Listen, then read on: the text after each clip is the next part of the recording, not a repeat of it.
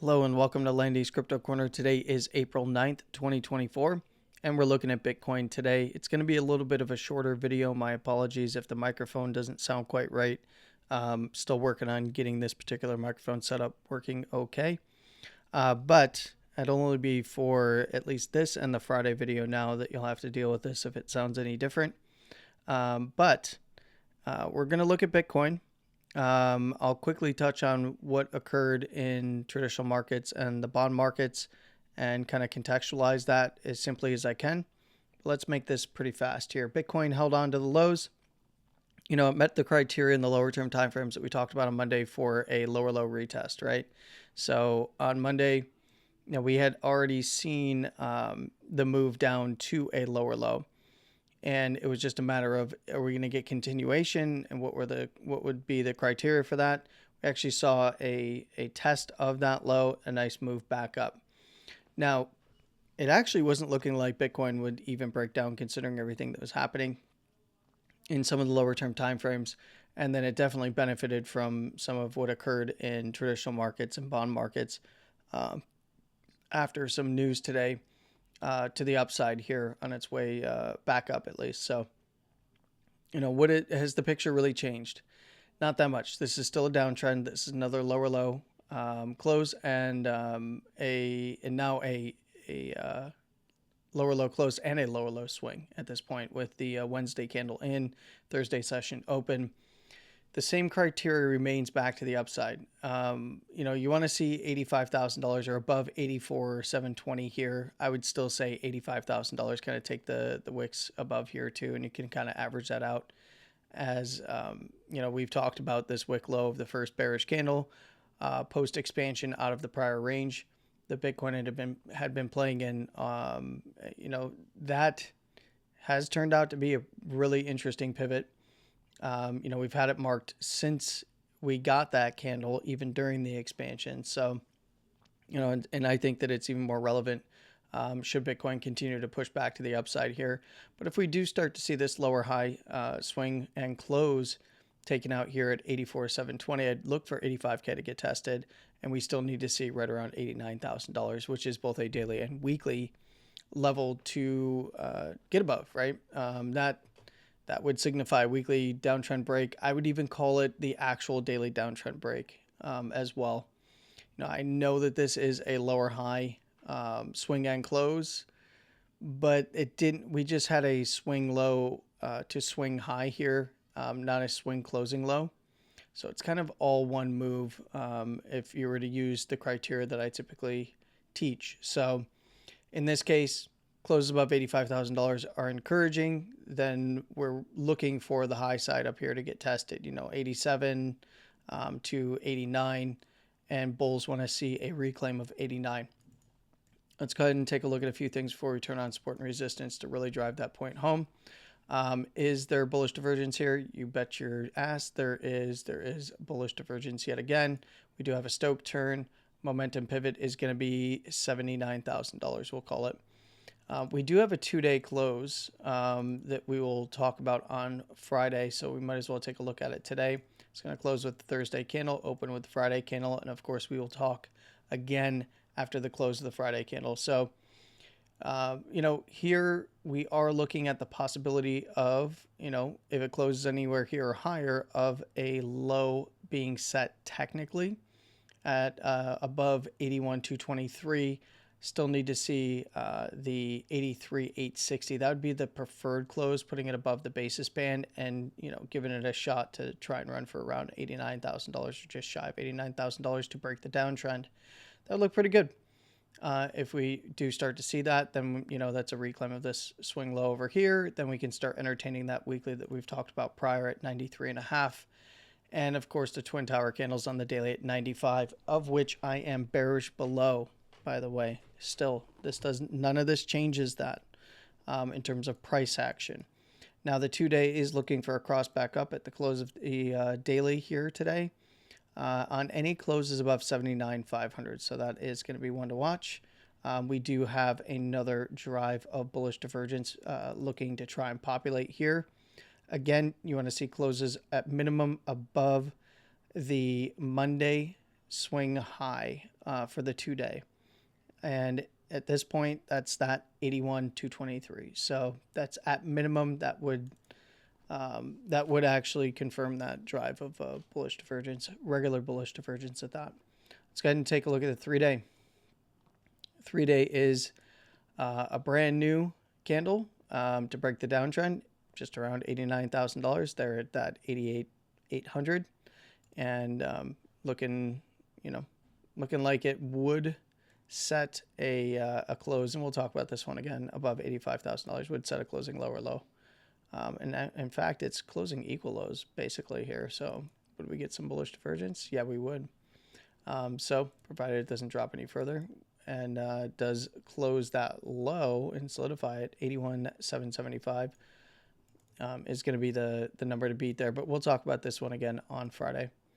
4-day, we're looking at same kind of criteria. We're close above that 81,223. Is this one 85? Would we get bullish divergence? Yeah, we would. A slight drive there. Up on momentum above 80,633. Let's take a look at the 5-day.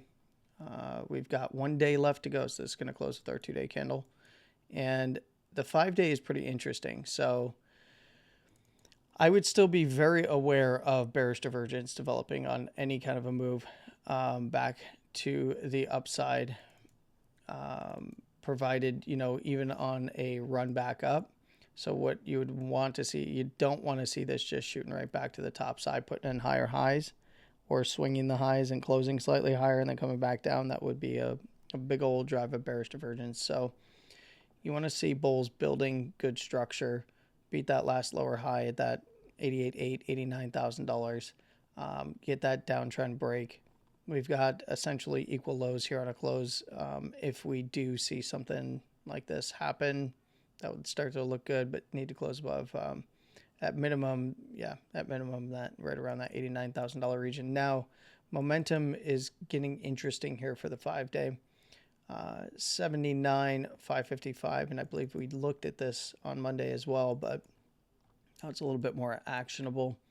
And it's going to be interesting to see how things continue to play out. I've mentioned this before.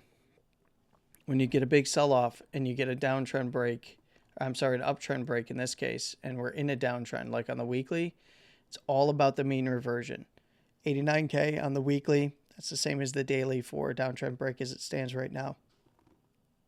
That is the criteria to break the downtrend, and we want to see, that would be higher high structure, right? Then we need to see higher low, equal low as it relates to whatever. If this is going to be the low, then we need to see it as it relates to this low. And realistically, it's all about mean reversion, right? We're in the bearish half of the bands right now. We need to see the weekly higher low structure on a close reclaimed at 93,563 here on the weekly time frame. That would start to look really good at minimum to go back and run the highs, and we would still need to be looking at it with a bit of a cautious eye. And a lot of that's going to be because of if it makes slightly higher highs on a close and swings, or lower highs, that's something that we have to be aware of. So first we need to see a low set, and we need to see higher highs, right? So again, if you don't watch a single other video this week, to set a low from here, it would actually have to break the downtrend, right? And that's not unheard of, and that's at $88,800, $89,000, right? So that's kind of what we have to be aware of, and it's the same for traditional markets. Let's go ahead and just quickly peruse some charts here on traditional markets.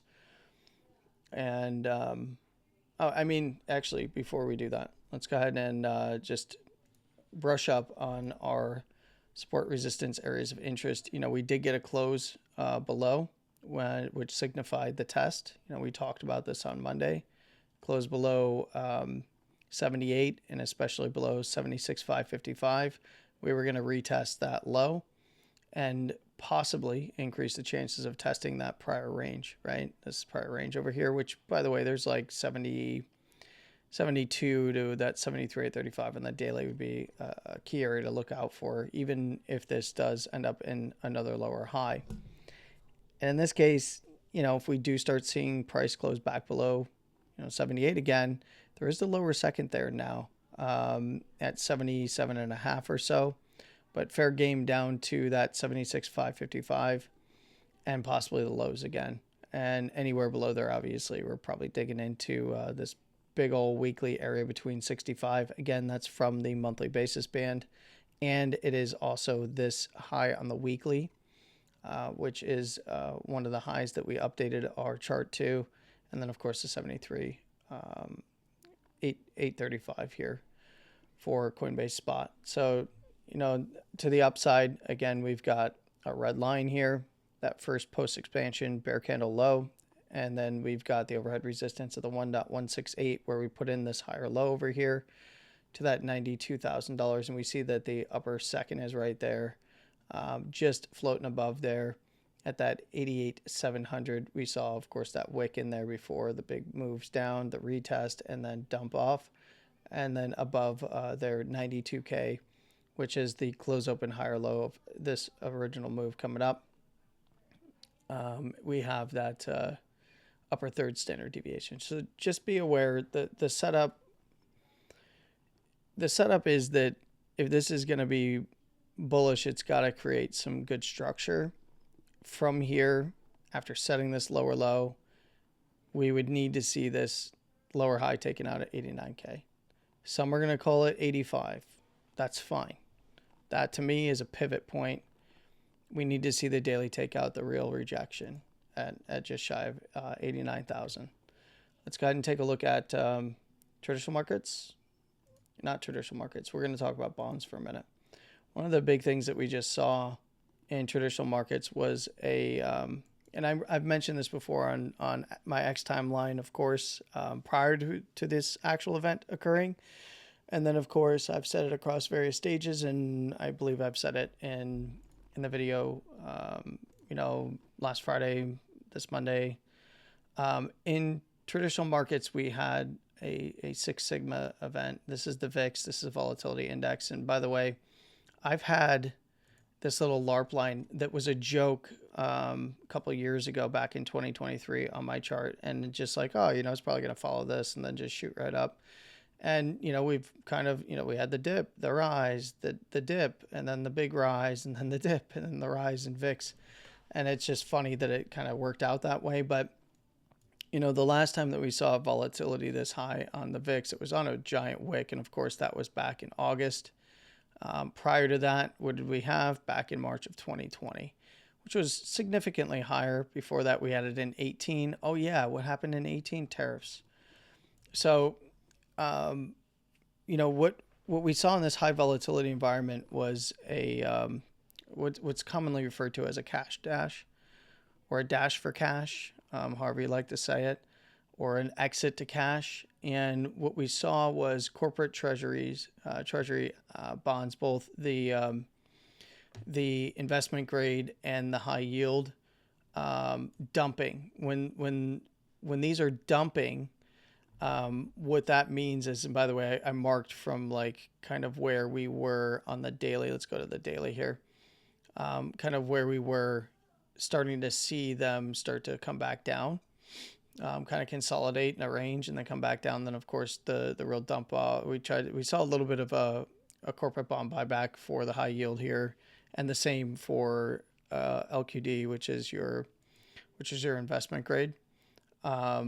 Roughly the same look. We saw a little bit of a buyback and then boom down. Now this is very volatile. Like 5.65% is very volatile. And same with LQD.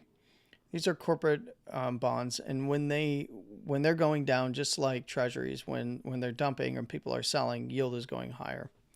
And a good vector. Now I do have yield and stuff up here along with some of the bonds, but a good vector for that is you can use the iShares 7 and 10 year Treasury bond ETF as a nice gauge for the 10 year. You can use TLT for the 20 year if you like, just as a good gauge for buying and selling.